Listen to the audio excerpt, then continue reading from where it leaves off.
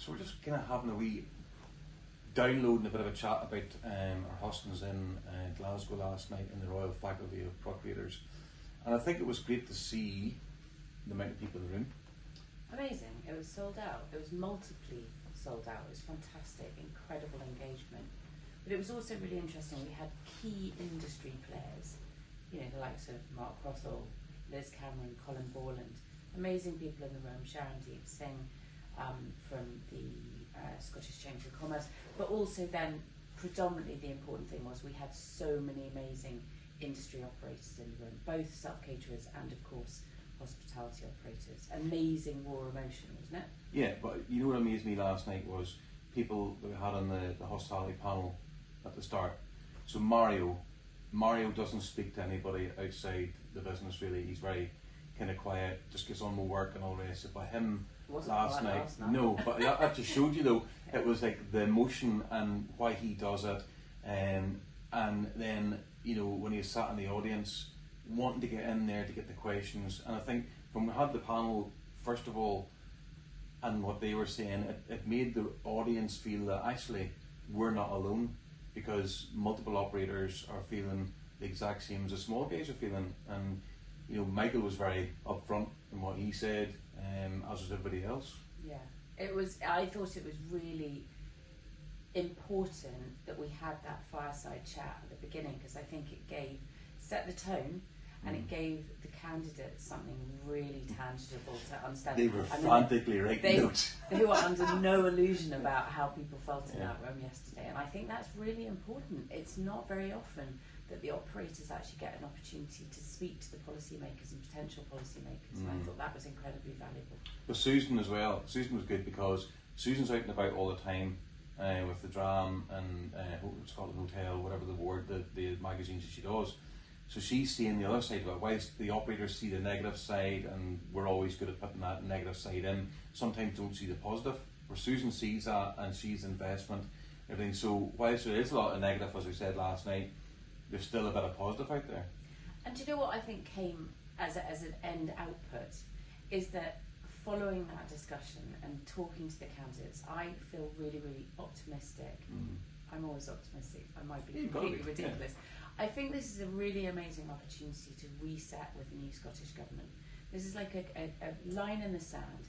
Let's work better. Let's collaborate across sectors. Let's collaborate across parties to get stuff done in the next Parliament and flip this into a positive.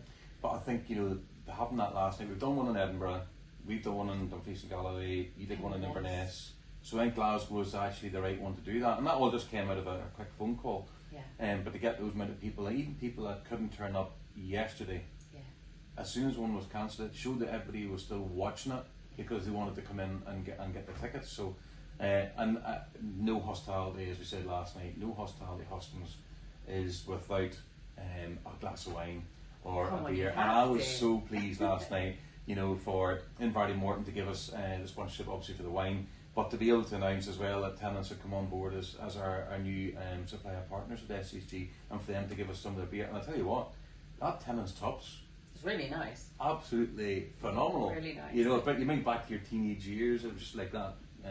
Give them fresh for summer. But you know what's critical, and I think this is something that we need to actually address, is that we, SHG, ASSC, are nothing without our members. No, we need not. People to be members of our organisation so that we can drive what we're trying to achieve. So that was it was a really wonderful group of people in the room. Most of them members.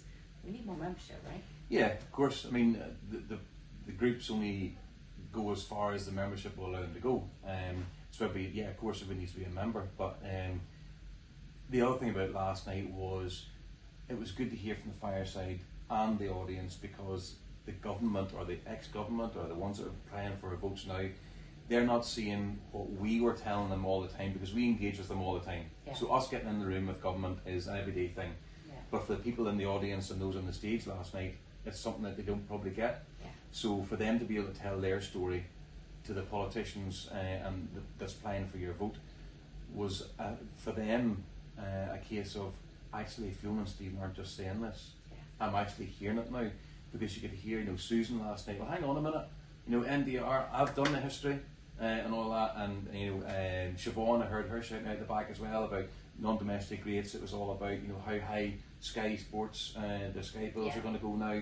The water rates are, and all these things are tied in amongst NDR. But I think when we had the fireside chat and we moved on to the political kind of side of thing, I could see the heads were down to start with because they weren't sure. They've got a temperature check from the fireside one, and then it was just like, oh, we're in the lion's den. Yeah. All in all, a really fantastic evening. We should do more of those. I think we should, but I think one of the things I took away from last night, there was a couple of comments that came from the politicians last night. One of them was, Scotland's not broken. Yeah. Politics is. Yeah. Which I agree with absolutely, and I think we need more.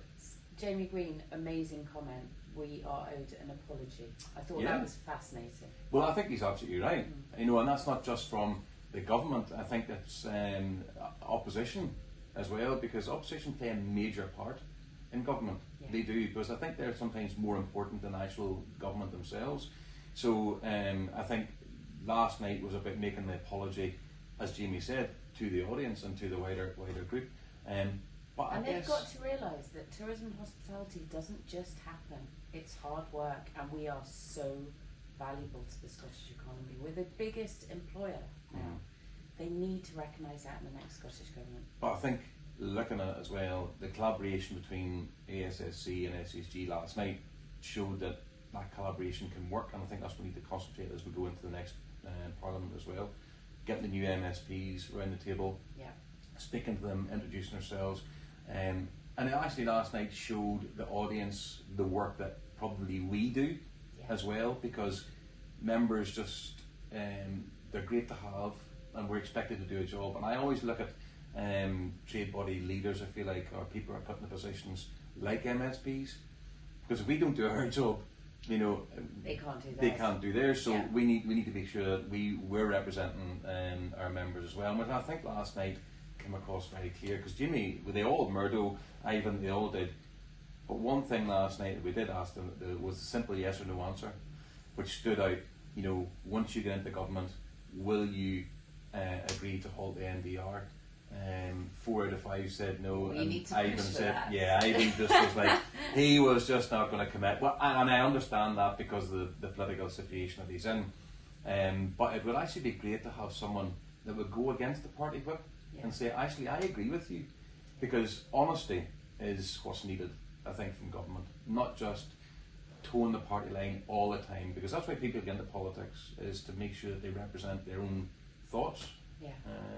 But well, we've got a clear commitment that we can push as soon as the new Parliament starts sitting, so I think we should do that. Yeah, absolutely. But all in, good job. Really good job. Enjoyed it. Well done. High five that one.